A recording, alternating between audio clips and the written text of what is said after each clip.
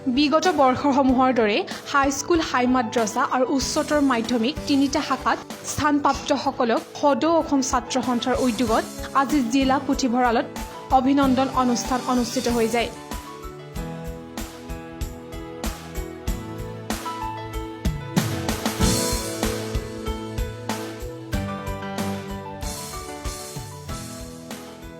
এই অভিনন্দন অনুষ্ঠানত বিশিষ্ট অতিথি হিচাপে উপস্থিত থাকে ডিব্ৰুগড় বিশ্ববিদ্যালয়ৰ উপাচাৰ্য ডক্টৰ অলোক কুমাৰ বুঢ়াগোহাঁই, কুমাৰ ভাস্কৰ বৰ্মা সংস্কৃত আৰু পুৰাতন বিশ্ববিদ্যালয়ৰ উপাচাৰ্য doctor Dipak Kumar Sharma, atomic research চেণ্টাৰৰ ডক্টৰ হলধৰ দেৱ শৰ্মাৰ লগতে উপস্থিত থাকে সদৌ অসম ছাত্ৰ সন্থাৰ উপদেষ্টা সমুজ্জ্বল কুমাৰ ভট্টাচাৰ্য, সাধাৰণ সম্পাদক লুৰিণজ্যোতি গগৈ আৰু আছুৰ সভাপতি দীপাংকৰ নাথ।